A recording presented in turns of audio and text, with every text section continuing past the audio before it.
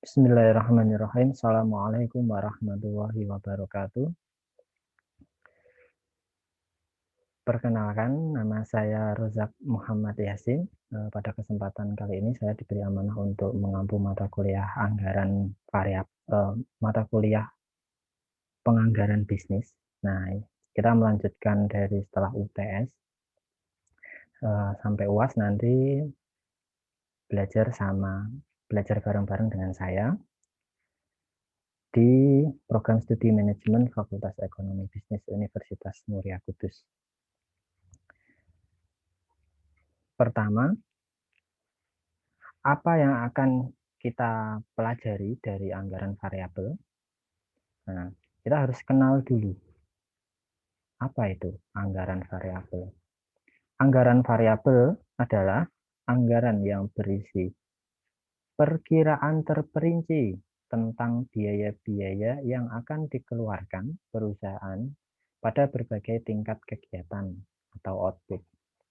Jadi kita nanti akan membedah atau kita akan melihat biaya komponen dari biaya-biaya yang ada di dalam perusahaan, kemudian kita nanti akan kaitkan dengan hasil outputnya, kemudian nanti kita bisa proyeksikan berapa kebutuhan biaya untuk menghasilkan output tertentu.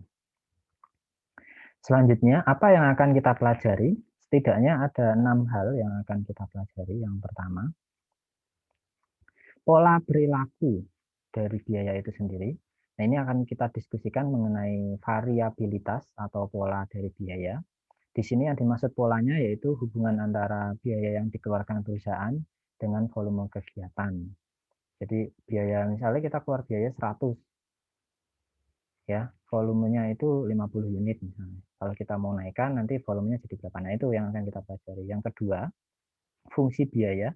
Nah, fungsi biaya ini untuk membahas mengenai hubungan antara biaya sebagai variabel dependen dan ukuran efektivitas atau volume sebagai variabel independen. Artinya nanti dengan kita mengeluarkan biaya sekian akan menghasilkan berapa? Atau kebalikannya, kalau misalnya kita mau membuat berapa unit produksi akan membutuhkan total biaya berapa. Selanjutnya nomor 3 kita akan membahas juga mengenai metode penentuan biaya. Di sini kita akan menentukan perilaku biaya, utamanya yang bersifat semi variabel. Nanti kita akan mengenal ada 3 jenis biaya. Biaya tetap, fixed cost, biaya variabel, variable cost, dan biaya semi variabel. Kemudian yang keempat, kita akan belajar mengenai manfaat anggaran variabel.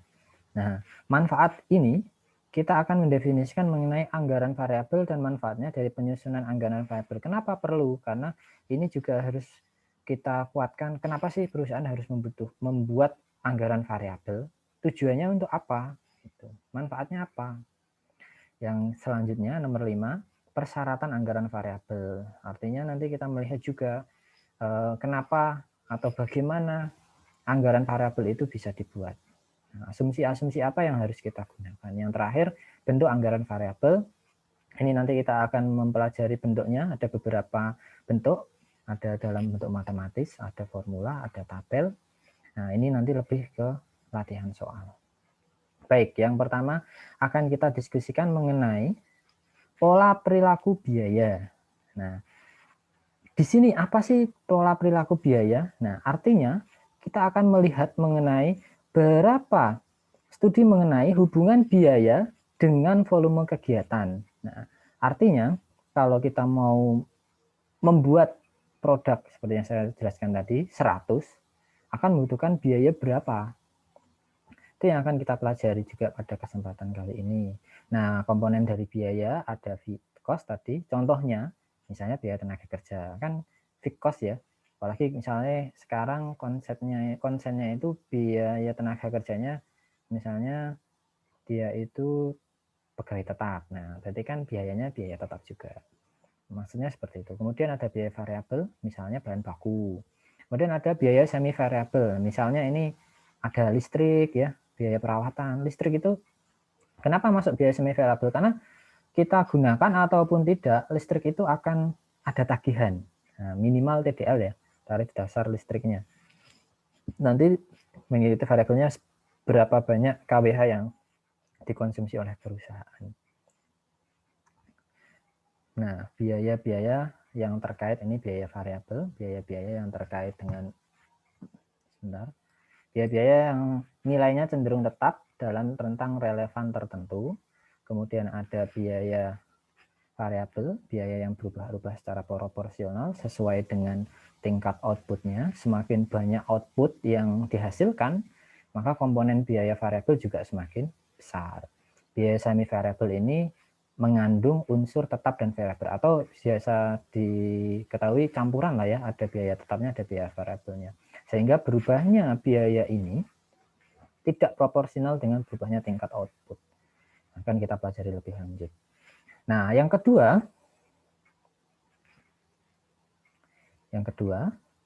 mengenai fungsi biaya. Nah, fungsi biaya ini adalah kita melihat berapa sih besarnya biaya yang harus kita keluarkan. Nah, kita tinjau dari total fixed cost dan juga total variable cost. Nah, TC itu artinya total cost. Jadi biaya total yang harus kita keluarkan dalam satu kali produksi dalam satu periode, misalnya 1 bulan, itu terdiri dari fixed cost 1 bulan plus variable cost selama 1 bulan. Nah, fixed cost ini kan nanti jelas ya, biasanya tenaga kerja, terus ada misalnya gaji pegawai tetap. Nah, itu kan fixed cost. Kalau variable cost itu berdasarkan kinerjanya. Misalnya bahan mentah, kalau kita produksi sesuatu gitu, bahan mentahnya butuh 100 ton misalnya. Nah, berbeda ketika nanti kita akan menghasilkan 200 ton. Itu akan keluarannya beda. Kemudian ada namanya total variable cost, ini dihitung dari biaya variabel per unit. Ini yang penting. Jadi setiap perhitungan nanti kita harus menghitung variabel per unitnya dikalikan dengan volume kegiatannya. Nah, volume kegiatan itu meliputi kebijakan masing-masing perusahaan. Nanti bisa dilihat secara lebih detail kalau sudah ada angka-angkanya. Nah, selain itu, di dalam fungsi biaya juga bisa dituliskan dalam Y sama dengan A plus BX. Y itu total biaya, A itu biaya tetap, B itu biaya variabel per unitnya, sedangkan X-nya itu volume kegiatan. Nah, ini kan jelas ya, nanti bahwa bahwa ketika biaya total biaya itu komponennya adalah biaya tetap dan biaya variabel. Biaya tetap menunjukkan bahwa berapapun produksi yang harus, misalnya ini perusahaan tidak berproduksi nih, 0 misalnya, maka perusahaan tetap harus mengeluarkan biaya tetap sebesar A. Nah, seperti itu maksudnya. Kemudian kalau misalnya ini semakin besar, misalnya ini 10 sama 20, pasti kan besar 20. Kenapa? Karena kan nanti pengalinya lebih banyak. Seperti itu. Nah, kemudian yang ketiga, metode penentuan perilaku biaya. Biaya yang bersifat semi variabel memiliki unsur campuran antara fixed cost, biaya tetap, dan variable cost. Untuk memisahkannya bisa menggunakan 3 pendekatan. Nah, pendekatan yang pertama menggunakan namanya scatter diagram, scatter plot atau diagram pencar bisa. Yang kedua menggunakan metode titik tertinggi dan titik terendah, ini yang sering umum digunakan. Yang terakhir analisis regresi linier. Nah, akan kita bahas satu persatu. Yang pertama, metode diagram pencar. Nah, metode diagram pencar ini kita langsung ke contoh saja ya. Misalnya nih, ada data seperti semacam ini. Jadi, perusahaan, ini data tahun lalu, perusahaan memiliki data jam mesin dan biaya. Nah, Januari, mesin bekerja selama 450 jam, biayanya 550. Sampai seterusnya, Desember 600 jam, biayanya 700. Gitu ya. Nah, kemudian dari sini terlihat tabel pemeliharaan mesin. Nah, Cara mengerjakan menurut diagram pencar adalah kita gambarkan dulu dari ini menjadi bentuk grafik atau kurva. Contoh yang pertama, kalau dia 450, biayanya 550, berarti 450 kira-kira di sini ya. 450, biayanya 550. Nah, sini. Nah, ini. Ini titik yang pertama. Selanjutnya Februari, misalnya Februari itu 500 katakanlah di sini. Nah, kalau dia 500, biayanya 580 katakanlah sini. Nah, ini. Nah, dan seterusnya. Nah, maka dapatlah titik-titik ini.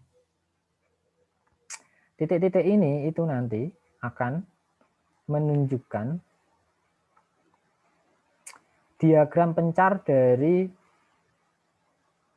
tabel pemeliharaan mesin selama 1 bulan. Nah, dari sini kita akan menentukan langkah pertama, kita akan menentukan garis. Nah, ini yang menjadi kelemahan karena lebih bersifat subjektif. Misalnya garisnya diambil seperti ini. Ini ya. Nah, dari sini nanti kita akan kelihatan berapa sih fixed cost-nya, berapa sih variabel cost-nya. Yang pertama, nah, perhatikan. Tabel yang bersinggungan dengan sumbu vertikal, sumbu Y, ini adalah fixed cost-nya, biaya tetapnya. Katakanlah ini itu sekitar berapa ya? 220. Total fixed cost-nya. Jadi kelihatan. Kemudian yang kedua, nah, misalnya nih, kita ambil garis yang paling tinggi di 600 unit. Jadi dia mengeluarkan 600 unit. Ini kan total variable cost itu sama dengan total cost dikurangi total fixed cost. Jadi ketika dia memproduksi 600, ininya berapa? Ya kan? Misalnya ini ketika ini ditarik, set, ini yang terakhir ya, yang 600 itu mana ya? Ini. Nah, ketika dia 600, biayanya 700. Berarti kan total variable cost sama dengan total cost 700 dikurangi total fixed cost. Ini tadi 220. Maka totalnya 480.000 rupiah untuk total variable cost. Nah, dari 480.000 rupiah ini memproduksi 600 unit. Betul ya? Maka kalau kita hitung variable cost per unitnya adalah 480.000 dibagi 600.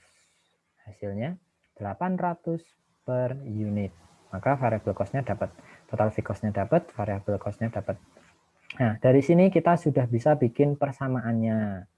Ya, fungsi biayanya jadi Y sama dengan 220.000 ditambah 800 ini X. Nah, misalkan tingkat kegiatan itu 200 jam, biaya pemeliharaannya berapa? Ya, berarti ini nanti diganti dengan 200.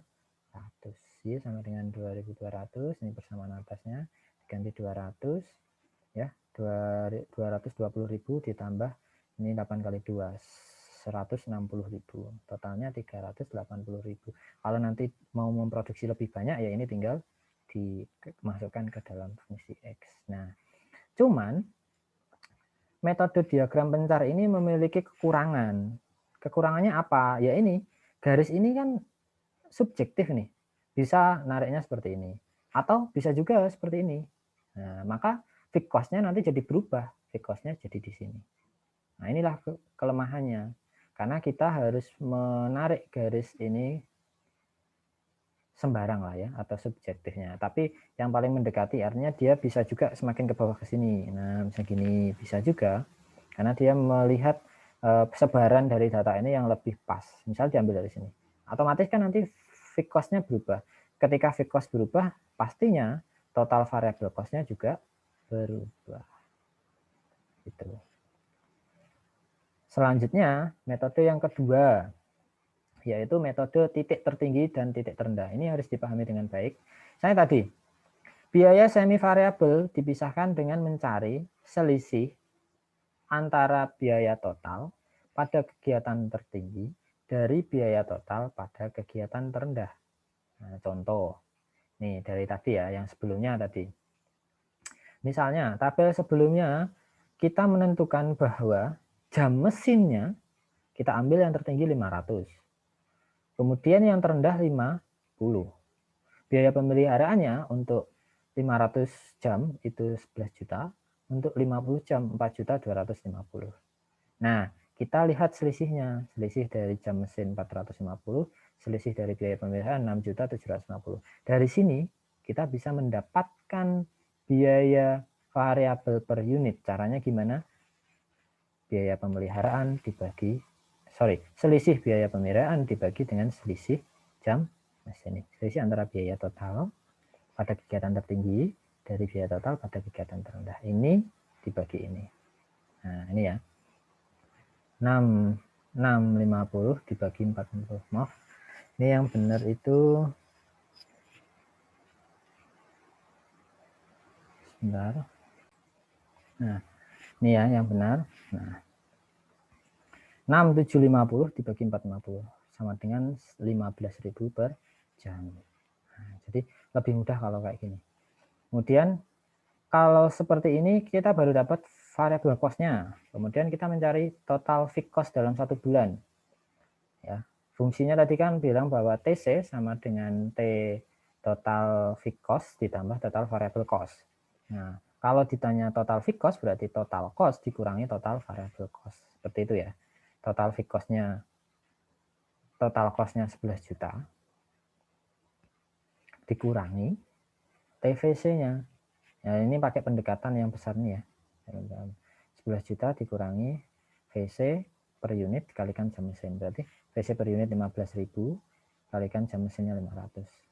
Hasilnya adalah 3.500.000. Nah, bagaimana nanti kalau misalnya kita gunakan dengan angka yang kecil? Sama hasilnya harusnya.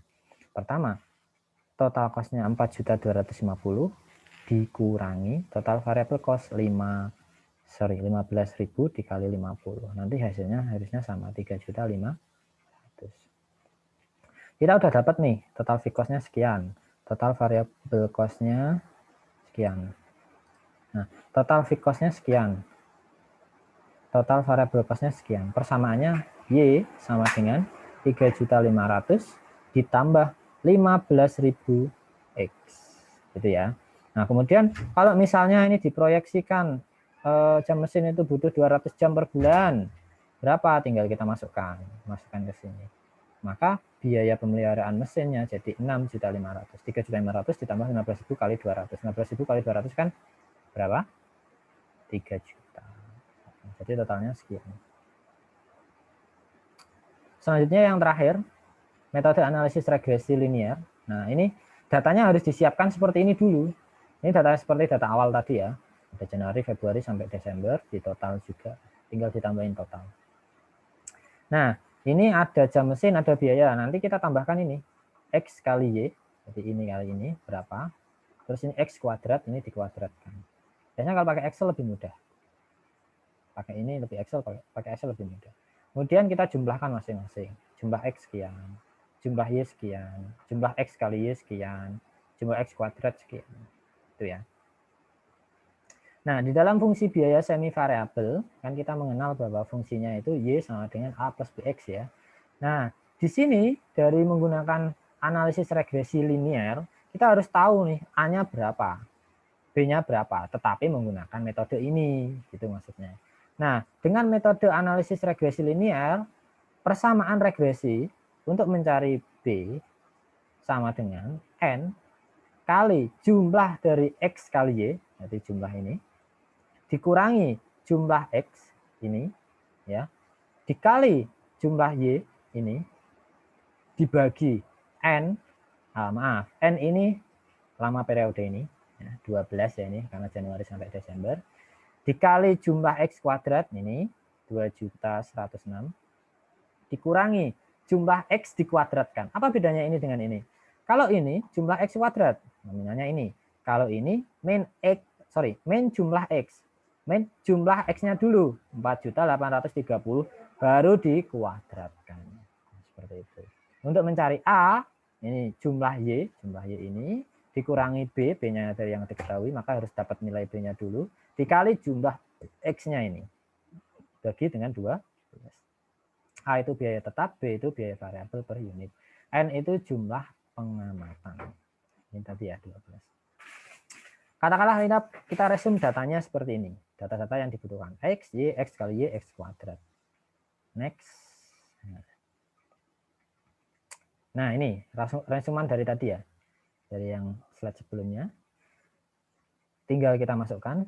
N-nya 12. X kali Y-nya ini 2593. Jumlah X-nya itu 4830. Jumlah Y-nya 6110. Nih.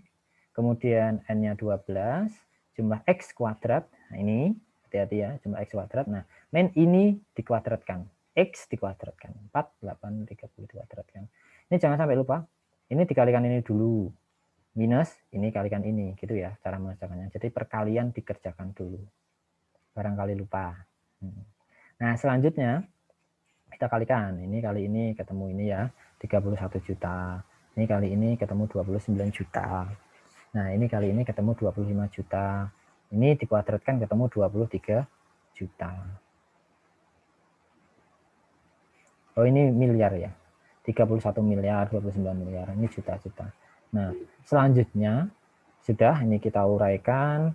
Ketemulah 1.604.700. 1.604.700.000. 604.700.000 dibagi 1.953.900. Hasilnya berapa? 821,28. Ini untuk B-nya. Begitu dapat B, kita bisa mencari nilai A. A itu didapat dengan jumlah dari Y, 6.110, dikurangi 821,28 dikalikan jumlah X, 4830 dibagi 12.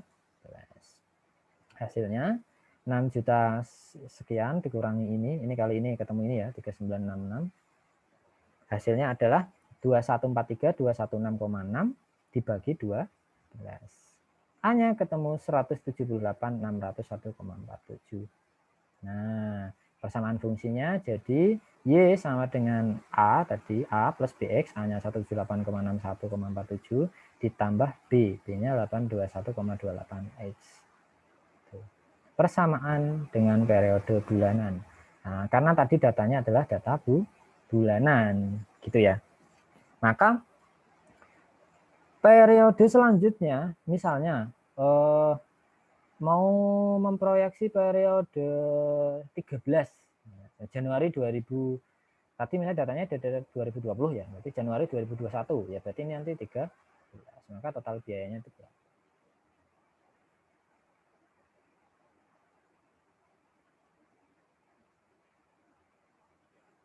Selanjutnya yang keempat, kita akan membahas mengenai manfaat. Kenapa sih anggaran variabel itu dibutuhkan oleh suatu perusahaan? Yang pertama, pastinya untuk memudahkan penyusunan anggaran biaya-biaya yang terjadi di semua bagian yang ada pada perusahaan. Jadi misalnya perusahaan itu memiliki beberapa divisi. Ada namanya divisi pemasaran, ada namanya divisi produksi. Ada juga namanya kalau dia sistem penjualannya itu kredit berarti divisi penagihan. Ya. Ada divisi operasional. Nah, itu dibuatlah anggaran-anggaran variabelnya dia masing-masing itu. Ada divisi umum juga. Sehingga semuanya bisa diproyeksikan dengan baik.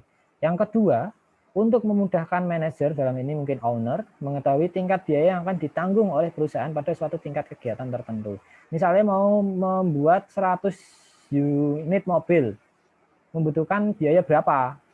Kalau 150 membutuhkan biaya berapa? Nah, seperti itu. Jadi manajer bisa mengetahui biaya berapa yang akan dia keluarkan. Yang ketiga, sebagai alat yang dapat dicapai atau dipakai dalam persiapan penyusunan performance report, laporan performance.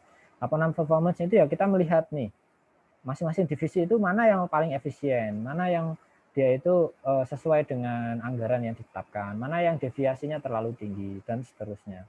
Jadi bisa melihat ini, oh divisi penjualan itu sangat bagus, karena dia melampaui dari anggaran penjualan. Nah, divisi produksi, kenapa ini? Ada apa? Kenapa banyak biaya yang membengkak?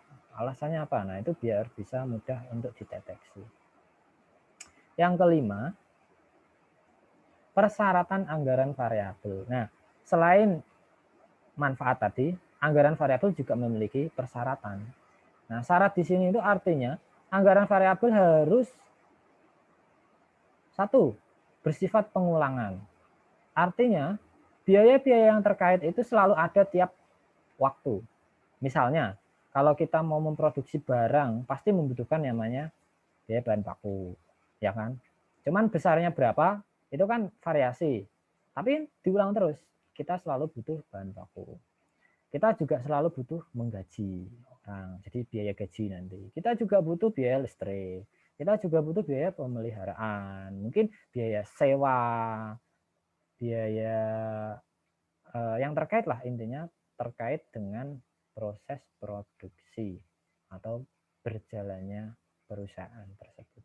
Yang selanjutnya, terdapat macam-macam biaya yang bersifat endogeen seperti yang saya jelaskan tadi. Jadi tidak hanya biaya, ya kenapa harus ada anggaran variabel, karena biaya-biayanya itu heterogen, tidak hanya misalnya hanya biaya transportasi aja, atau hanya biaya mentah aja, bahan mentah aja, kan enggak.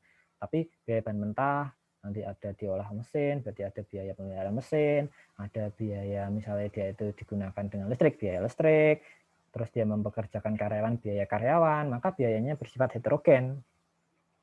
Yang selanjutnya, output dapat diukur secara realistis. Artinya, kita bisa melihat, yang paling mudah untuk melihat output ini, misalnya dalam manufaktur, mesin tertentu mampu menghasilkan sekian unit produk dalam waktu 1 jam. Nah, sekian unit produk itu sebagai ukuran realistis. Nah, sehingga dapat ditentukan berapa sih biaya yang harus diperlukan untuk membuat 1 unit produk tertentu. Nah, yang terakhir, yang keenam, nah ini bentuk anggaran variabel. Secara umum ada 3.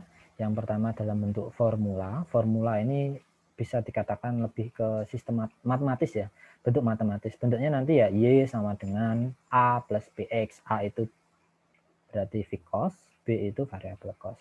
Jadi penyajian dengan memperlihatkan hubungan matematis antara jumlah biaya dengan kapasitas yang digunakan.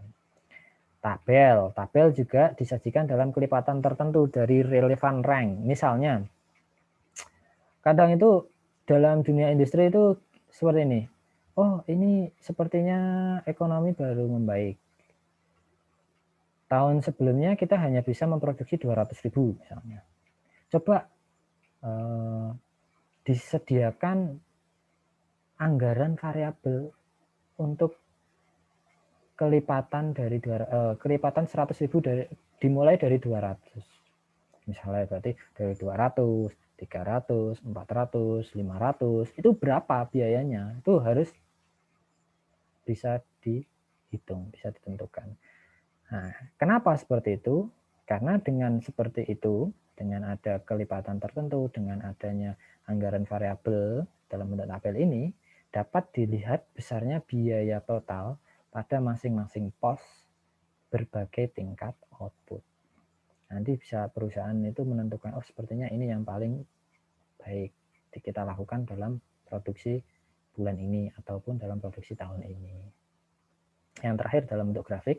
Nah, ini grafik itu hubungan antara output dengan biaya. Jadi misalnya memproduksi 200.000 unit, biayanya berapa? Nah, sebenarnya ini sama sih. Hasilnya nanti sebenarnya sama, cuman beda dalam penyajian aja. Kalau grafik dia kan lebih mudah untuk dilihat aja, tapi tidak detail. Gitu. Kalau yang detail tabel untuk melihat isi dalamnya nih. Total biaya ini komponennya apa aja nih. Terus mana yang dia itu kelipatannya itu tertinggi, mana yang bisa kita kurangi, mana yang bisa kita tambah, mana yang lebih efisien, mana yang kurang efisien, seperti itu. Nah, terakhir ini kita akan membahas mengenai contoh kasus 1 ya. Contoh kasus 1 ini ada. Kemudian contoh kasus 1 pertanyaannya. Nah, jawabannya ini nanti ada di video selanjutnya, video berbeda. Nah, karena untuk menulis jawabannya di PowerPoint sepertinya tidak memungkinkan, maka saya tulis di dalam bentuk Excel. Nah, bisa dilihat oleh teman-teman yang kasus 2 juga sama. Nah, sudah saya sediakan untuk pembahasannya dalam bentuk Excel. Mungkin itu dulu yang bisa saya sampaikan. Saya akhiri. Assalamualaikum warahmatullahi wabarakatuh.